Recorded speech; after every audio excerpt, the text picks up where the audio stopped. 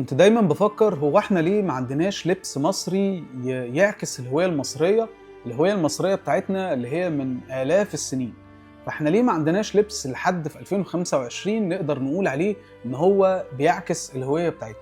وانا كنت بتكلم في الموضوع ده زي اخواتنا العرب مثلا لما هم بيلبسوا الغطرة او بيلبسوا الثوب، فهو حاجة ريليتد بالعراقة بتاعتهم وان هم متأصلين. كذلك برضو الصين مثلا هتلاقي في بعض اللبس بتاعهم وهم بيتجوزوا او في بعض الحفلات بتاعتهم هتلاقيهم هم متأثرين جدا بالحاجات بتاعتهم، بالذات الصين لانها خلتها تتكلم صيني حتى بعد كل المشاكل اللي حصلت في الصين. وتقدر تراجع حلقات الدحيح هتلاقيه بيتكلم في الموضوع ده. فكان عندي فكرة كده، تعالى اوريها. تعالى نفكر مع بعض الحياة بتاعتنا كانت ماشية ازاي، او احنا كنا بنلبس ازاي عبر العصور. فتعالى نقسمها كده اللي هو قبل 2686 قبل الميلاد، وبعد كده الاولد كيندم اللي هي بقى عصر بناة الاهرام، وان هم بداوا يبقوا في انوفيشن زي ما احنا بنقول. بعد كده الميدن كيندم اللي هو بقى زوسر وسنفرو والناس اللي احنا عارفينهم دول، والنيو كيندم اللي احنا بقى فيها عزة شوية.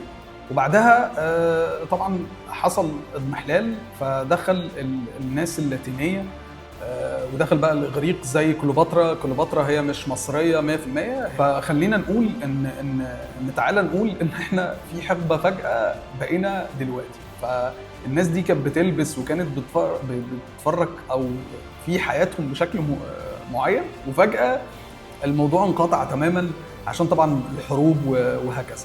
طيب تعال نبص على الناس دي كانت بتلبس ايه اصلا. تعال نعمل زوم ان، هتلاقي ان كانت في قبل الميلاد طبعا في 2686 قبل الميلاد هتلاقي اللبس كان بدائي جدا، ولكن كان فيه شويه ابستراكت خفيف خالص بالنسبه للستات. وان هو اللي كان ماسك عقل المصريين ساعتها ان هم يحاولوا يلبسوا خلاص، يعني ما تقدرش ان هم كان في حاجه ورا لبسهم يعني.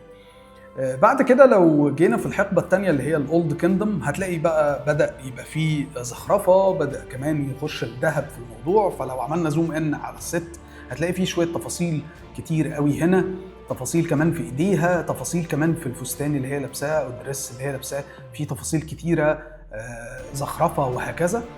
وان اللون الابيض كان طاغي على كل حاجه رغم ان في الوان. كذلك الراجل كان بيقدر تقول ان هو بيلبس الجزء التحتاني ويسيب عضلاته وكانه بيبين نفسه، بس كان في شويه حاجات برضو زي ابستراكت، وكانوا هم بيحبوا الكتان جدا عشان يقدروا يلبسوه. وان هو كل الحقبه ان يبقى في حزام في النص. طيب تعال نشوف بعد كده. يعني دلوقتي احنا في الاولد كيندم، لما دخلنا في النيو كيندم طبعا الموضوع اختلف تماما، لان طبعا هنا بقى في ازدهار اكتر، فهتلاقي في بعض التفاصيل الاكتر. كمان الذهب بقى مختلف، الرجاله بقت تلبس ذهب اكتر، بقى في طبعا بعض النقوش والحاجات اللي احنا عارفينها كلنا على الفراعنه كانت في الحقبه دي. كذلك الحاجات اللي هم بيلبسوها على الكتاج او كده.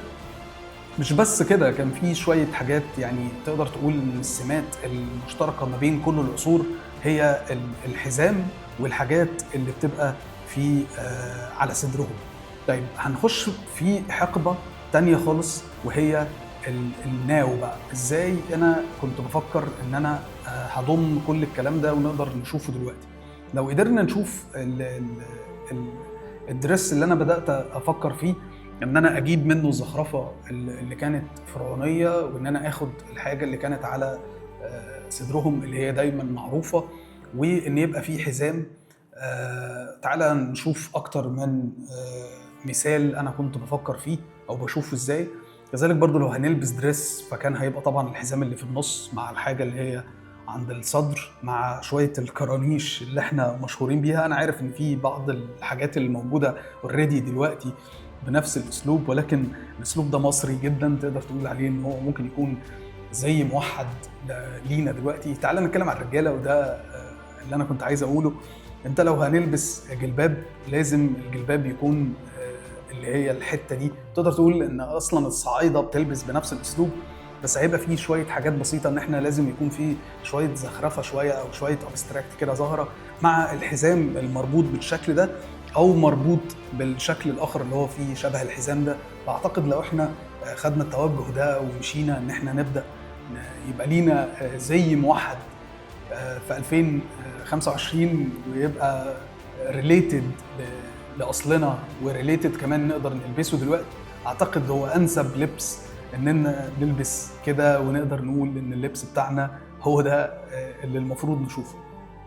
لو انت شايف ان الموضوع ده مهم ولازم نتفرج عليه او نبدا نفكر في التوجه ده، مش انا لوحدي، ممكن يكون في ناس تانية اقوى مني بكتير في التخيل ان هي تقدر تتخيل شكل اللبس الموحد بتاعنا هيبقى شكله عامل ازاي. يا ريت تسيب لي في الكومنتات واشوف كل الناس هتفكر ازاي في الموضوع ده. سلام.